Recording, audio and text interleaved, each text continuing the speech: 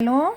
हम सभी ने कक्षा अष्टम के रुचिरा तृतीय भाग का तृतीय पाठ है डिजी भारतम का अर्थ कर लिया था। अर्थ आप सभी को समझ में आ गया होगा। आप इसे अच्छे से समझने के लिए वर्ड मीनिंग्स भी याद करें।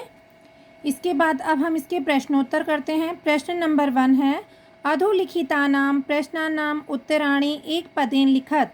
नीचे लिखे हुए प्रश्नों के उत्तर एक पद में लिखिए।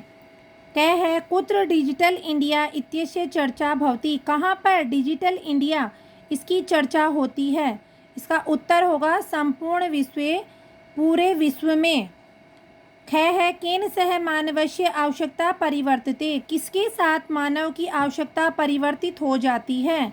तो केन की जगह आ जाएगा काल परिवर्तनेन। समय परिवर्तित होने के साथ मनुष्य की आवश्यकता बदल जाती है। आपणे वस्तूनां क्रय समये केषां अनिवार्यता न भविष्यति। बाजार में वस्तुओं को खरीदते समय केषां यानी किसकी आवश्यकता नहीं होगी। तो रूप्यकाणां अर्थात रुपयों की। इसका घ है कस्मिन् उद्योगे वृक्षा उपयुज्यन्ते। किस उद्योग में वृक्षों का उपयोग किया जाता है। करगद उद्योगे वृक्षा उपयुज्यन्ते। कागज के उद्योग में वृक्षों का उपयोग किया जाता है। अद्य सर्वाणि कार्याणि केन साधितानि भवन्ति। आज सभी कार्य किससे सिद्ध होते हैं। संगणक यंत्रेण कंप्यूटर के माध्यम से। फिर है अधोलिखितान प्रश्नान पूर्ण वाक्येन उत्तरत।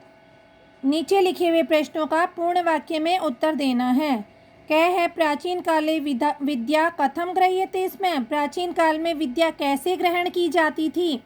श्रुति परंपरयः सुनने की परंपरा के द्वारा। गुरुकुल में आश्रम में जाके ऋषि मुनियों के पास सुनकर ही ज्ञान प्राप्त करते थे। तो प्राचीन काले विद्या श्रुति परंपरया गृह्यते स्म है। वृक्षाणां कर्तनं कथम न्यूनता यास्यति। वृक्षों को काटने में किस प्रकार से न्यूनता आ जाएगी, कमी आ जाएगी।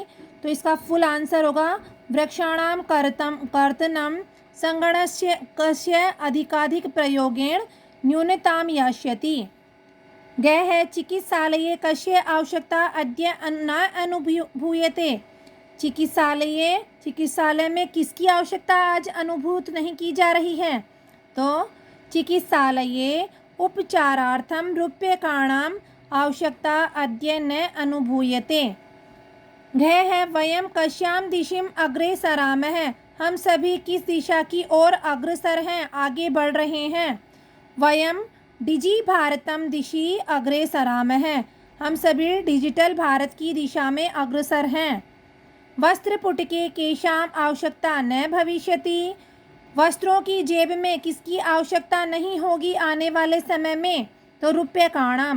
वस्त्रपुटके रूप्यकाणां आवश्यकता न भविष्यति। ये अपना प्रश्न नंबर 2 भी कंप्लीट हो गया है। 3 है रेखांकित पदान्य अधिकृत्य प्रश्न निर्माणं कुरुत। रेखांकित पदों को आधार मान करके हमें प्रश्नों का निर्माण करना है। जो रेखांकित है उसकी जगह प्रश्नवाचक वर्ड्स आ जाएंगे तो फिर प्रश्न बन जाएंगे। और लास्ट में प्रश्नवाचक चिन्ह जरूर लगाना है, नहीं तो आपका प्रश्न गलत हो जाएगा। भोजपत्रों परिलेखनम आरब्धम। भोजपत्रों पर लिखना आरंभ हो गया। तो भोजपत्रों परि किम आरब्धम और प्रश्नवाचक चिन्ह अंत में। ख है लेखनार्थकम। लेखनार्थम करगदस्य आवश्यकता अनुभूति न भविष्यति। लिखने के लिए कागज की आवश्यकता और अनुभूति नहीं होगी। तो लेखनार्थम कस्य आवश्यकता अनुभूति न भविष्यति। लिखने के लिए किसकी आवश्यकता और अनुभूति नहीं होगी। गए है विश्राम गृहेषु कक्षम सुनिश्चितम भवेत। तो केषु कक्षम सुनिश्चितम भवेत और प्रश्नवाचक चिन्ह दोनों सही हैं, केषु या कुत्र। घ है सर्वाणि पत्राणि चल दूरभाष यंत्रे सुरक्षितानि भवन्ति। सभी पत्र चल दूरभाष यंत्र में सुरक्षित हो जाते हैं। तो सर्वाणि पत्राणि कस्मिन् सुरक्षितानि भवन्ति और प्रश्नवाचक चिन्ह। फिर है वयम उपचारार्थम चिकित्सालयम गच्छामः। हम सभी उपचार के लिए चिकित्सालय की ओर जाते हैं। तो वयम किमर्थम चिकित्सालयम गच्छामः। हम सभी किस लिए चिकित्सालय में जाते हैं और प्रश्नवाचक चिन्ह। प्रश्न नंबर 4 है उदाहरणम अनुसृत्य विशेषण विशेष्य मेलनम कुरुत। उदाहरण को देखते हुए हमें विशेषण और विशेष्य का मिलान करना है। विशेषण, विशेष्य। विशेषण वो होते हैं जो विशेषता बताते हैं और विशेष्य वो होते हैं जिसकी विशेषता बताई जाती है। मौखिकम ज्ञानम प्राचीन समय में होता था। फिर मनोगता के साथ आ जाएगा मनोगतः कार्याणि, ठीक है। फिर हो जाएगा टंकितः, टंकितः काले।